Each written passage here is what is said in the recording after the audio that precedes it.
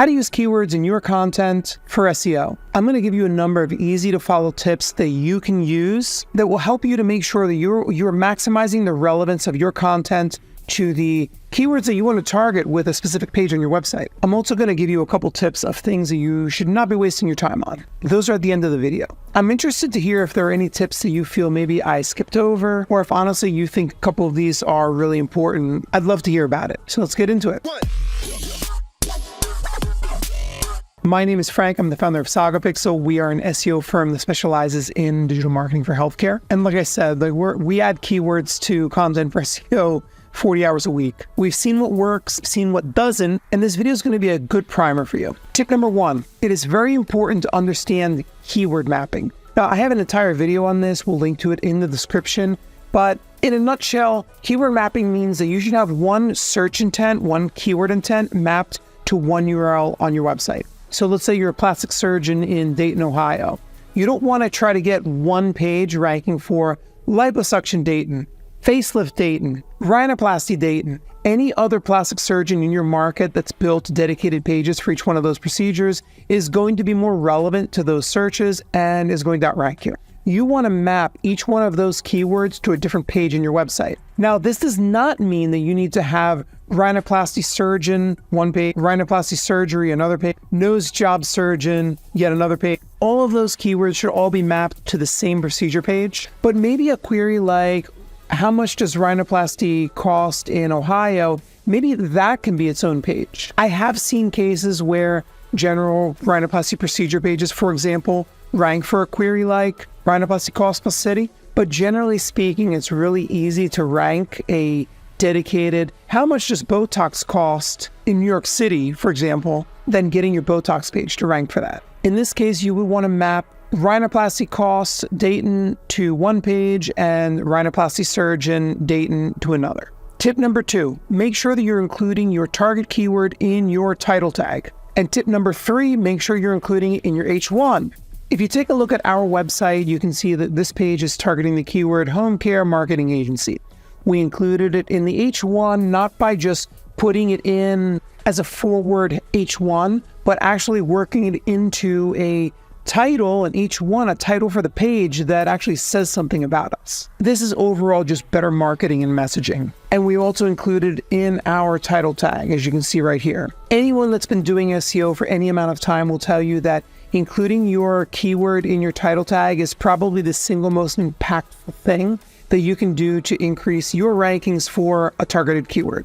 And the H1 is so powerful that honestly, if Google is not happy with the title tag that you've written, they will very often pull in your H1 and display that in the search results. Tip number four, try to include your keyword in the H2s and H3s throughout the page, but obviously don't repeat it over and over. Try to get in some variations of that target keyword. In our case, you can see I worked in home care digital marketing services, full service home care digital marketing services, web design for home care and home health agencies. We went really hard with the keywords here. You can be a little more subtle, but in a competitive niche like this, you've got to go all out.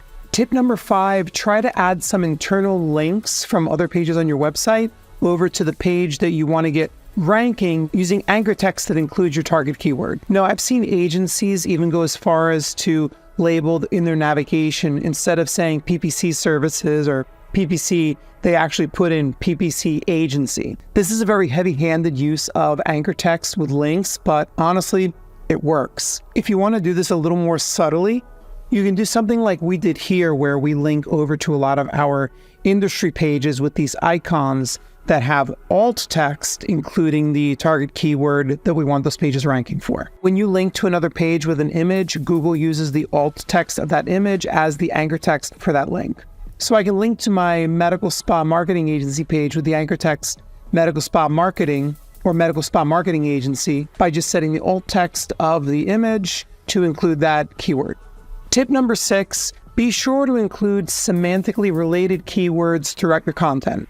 One of the goals of on-page SEO is to maximize the relevance of the content that you've written to this keyword that you're trying to target. In other words, if you're writing an article about depression, you really should have keywords like mental health on the page. In one case, there was a page that I worked on a couple of years ago for a lawyer that represents life insurance beneficiaries that kept talking about claims, claims, claims. I reworked a lot of those sentences to use the word lawsuit just because it made sense in the context, and it was more semantically close to the topic of law than the word claim.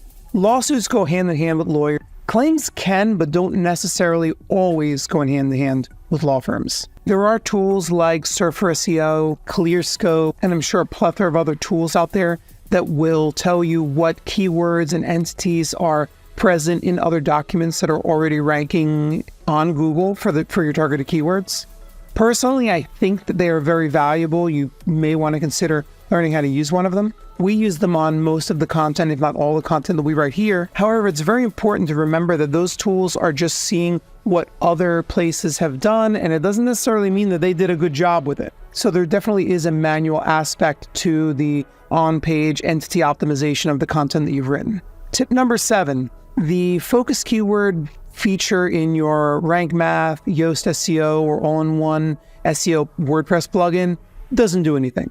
I'd also add that those like keyword difficulty and keyword density metrics, a lot of the stuff that those tools are telling you are completely useless. Don't waste time with it. And tip number 8, don't keyword stuff. While I will admit there are industries where you can kind of get away with it a little bit, like maybe a local plumber, where your customers are not expecting Shakespearean writing.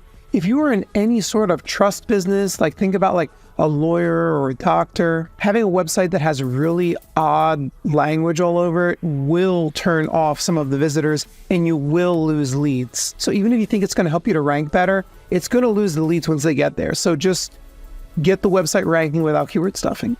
I hope this video was helpful. If it was, please consider giving it a like. And if you want to learn more about SEO, you should check out the rest of our channel.